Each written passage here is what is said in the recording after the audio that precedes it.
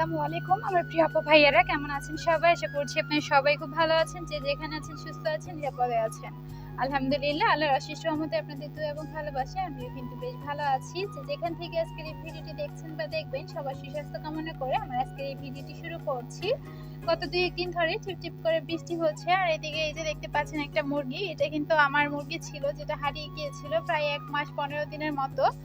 এই মুরগিটা হারিয়ে যাওয়া অনেক বেশি কষ্ট লেগেছিল। তো হঠাৎ করে দেখলাম যে কালকে বাসার বাহিরে তো চারজনে দৌড়িয়ে মুরগিটাকে ধরেছি। এদিকে সকালবেলা থেকেই ভিডিওটি স্টার্ট করার চেষ্টা করেছিলাম। সকালবেলা ছাদে এসেছি, এসে দেখলাম মাশাআল্লাহ অনেকগুলো পত্তলিকা ফুটেছে। যেহেতু 2 দিন ধরে রোদ নাই, তো যতটুকু ফুটার ততটুকুই ফুটেছে। তো যাই হোক, খুব বেশি ভালো লাগতেছিল। শরীরটাও যেহেতু খারাপ, ছাদে এসেছিলাম যে দেখি শরীরটা ভালো লাগে না কিনা। তো শরীরে প্রচন্ড পরিমাণ জ্বর এসেছে হঠাৎ করে, সেই সাথে সারা শরীরে ব্যথা, যার কারণে দেখা যাচ্ছে সারাদিন আর আপনাদের সাথে ভিডিও শেয়ার করতে পারিনি। ছাদে আসার মেন উদ্দেশ্য হচ্ছে এই যে দেখতে এসেছিলাম টবগুলা কি পড়ে গিয়েছে কিনা, এসে দেখলাম যেটা ভেবেছি সেটাই, তো সেইগুলাকে ঠিকঠাক করে দিচ্ছিলাম।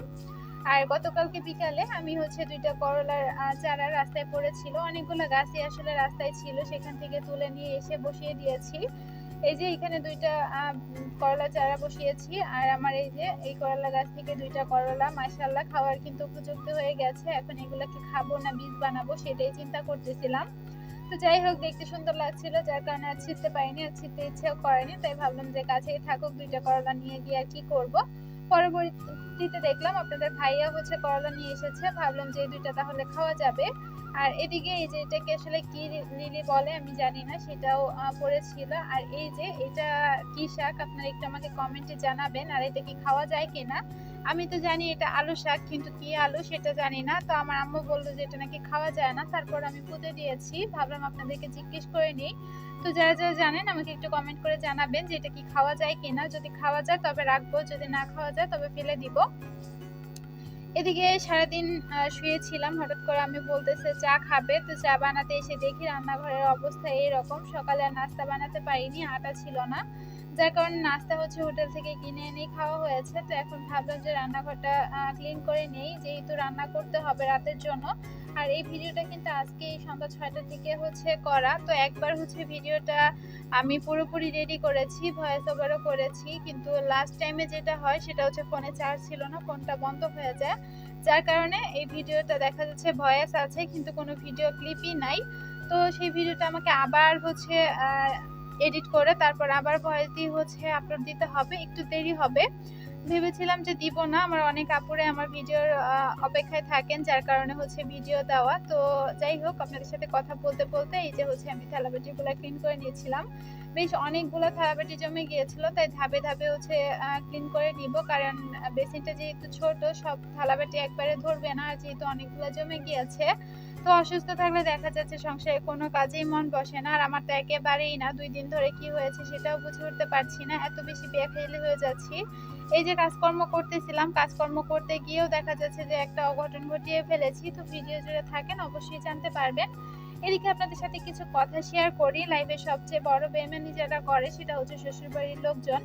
তো আমার শ্বশুরবাড়ির লোকজন বরাবরই বেইমান, সেটা শুরু থেকে শেষ পর্যন্ত যারা যারা আছে সবাই বেইমান।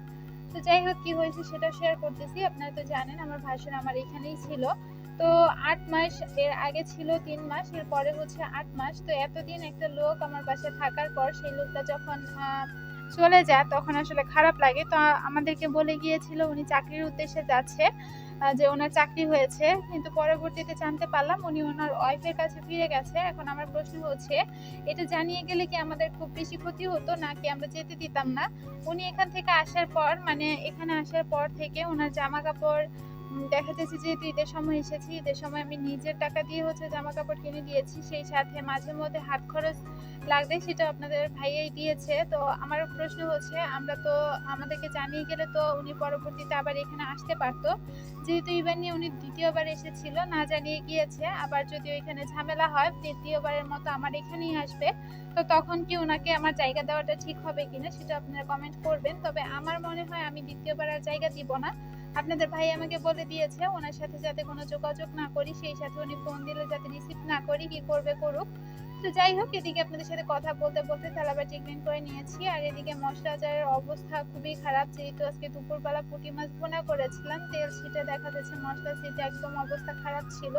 তো একটু ক্লিন করে নিচ্ছিলাম। আর আমি যত অসুস্থ থাকি না কেন, রান্না করতে আসলে রান্নাঘরটা ক্লিন না থাকলে আমার রান্না করতে একদমই ভালো লাগে না। তো যাই হোক, এই জন্যই বললাম যে শ্বশুরবাড়ির লোকজন মনে হয় সবসময় বেইমানি করে। তো আমার লাইফে এখন পর্যন্ত, মানে আমার বিয়ে হওয়ার পর থেকে এখন পর্যন্ত অনেক কিছুই দেখে আসছি যেগুলো তাদের বেইমানির প্রকাশ করেছে। তো যাই হোক, আপনাদের সাথে তেমন আর কিছু বলছি না। অনেকে হয়তো বা বলবেন যে শ্বশুরবাড়ির নামে বদনাম করছেন।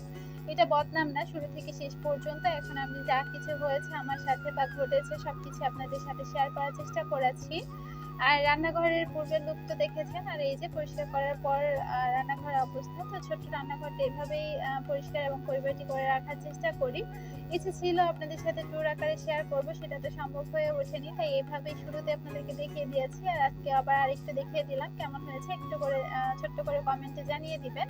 আপনাদের একটা কমেন্ট পরবর্তী ভিডিও বানানোর জন্য অনেক বেশি উৎসাহিত করে। আর এখন হচ্ছে চা বানাবো, আর এখন কিন্তু প্রায় 7টার মতো বাজে।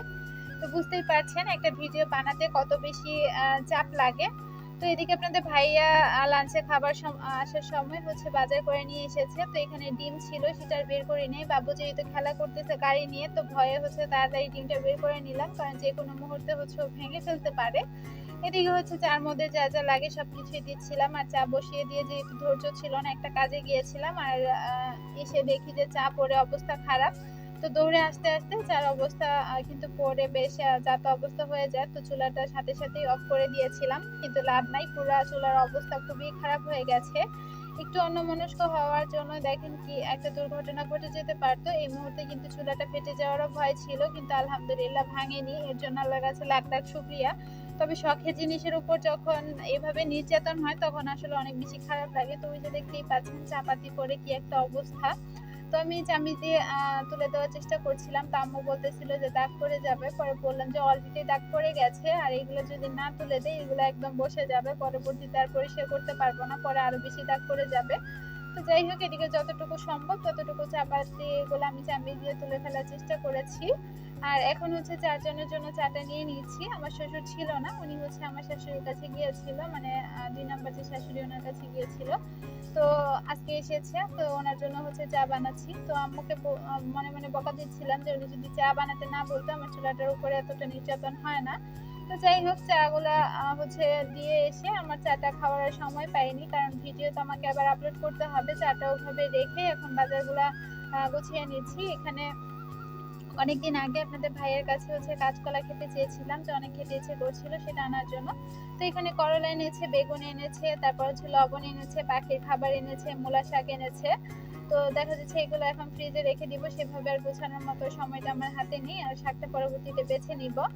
আর যে 5 কেজি আটা এনেছে সেটা হচ্ছে এখন জারে রেখে দিব। আর এবার মাসকাবারি বাজার যেটা গত মাসে অনেকগুলাই রয়ে গিয়েছিল, যার কারণে সেগুলো রিফিল করিনি, আনার পর এভাবেই রেখে দিয়েছিলাম, যার কারণে আপনাদের সাথে শেয়ার করা হয়নি। আর আটাটা আমি পলি শহরে রাখছি। এই আটা যেহেতু প্রায় 6-7 বছর ধরে আমি ইউজ করতেছি, যার মধ্যে একটা গন্ধ টাইপের হয়ে গেছে। একটা জার কিনতে হবে আঠা রাখার জন্য। আর এই যে কাউন্টার টপের নিচে আমার একটা পাখির খাঁচা ছিল, সেটার উপরে একটা কাপড় দিয়ে এভাবেই রেখেছি, যদিও বা কাপড়টা আসলে নোংরা দেখাচ্ছে। তো সবসময় তো আসলে ভিডিওতে আনি না, এখন এসে পড়েছে। তো আটাটা যেহেতু প্রতিদিন লাগে এভাবেই রেখে দিয়েছি। আর এদিকে চিনি জারে দেখলাম যে বেশ পিঁপড়া উঠে গেছে, গতকালকে রিফিল করেছি, রিফিল করে রান্নাঘরেই রেখেছি, বুঝতে পারিনি যে এক রাতের মধ্যে হচ্ছে পিঁপড়া ধরে যাবে।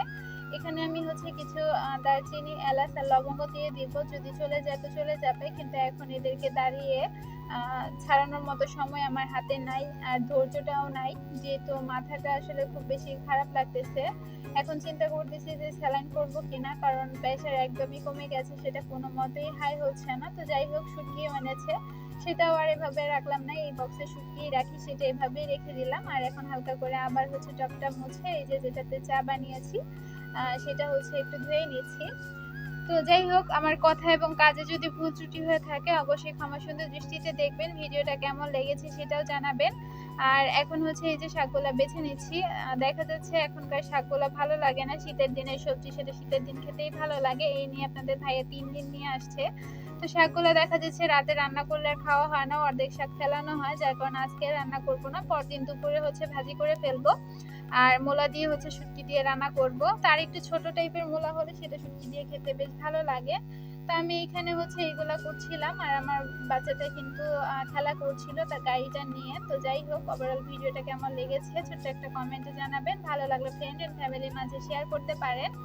আর আবারও বলছি, লাইক দিতে ভুলে গিয়ে থাকলে প্লিজ একটা লাইক দিবেন। আর এই যে দেখেন, আমাদের বাড়ির সবচেয়ে মুরব্বী মানুষ যে আমাকে হুকুম করে, তো এখানে হচ্ছে একটা মূলা পড়েছিল, সেটা আমাকে দেখাচ্ছে ওই যে মূলা পড়ছে। তো আমি কিন্তু ভিডিওর একদমই শেষ পর্যন্ত চলে এসেছি। সবাই ভালো থাকবেন, সুস্থ থাকবেন, আমাদের জন্য দোয়া করবেন। আল্লাহ হাফিজ, আসসালামু আলাইকুম।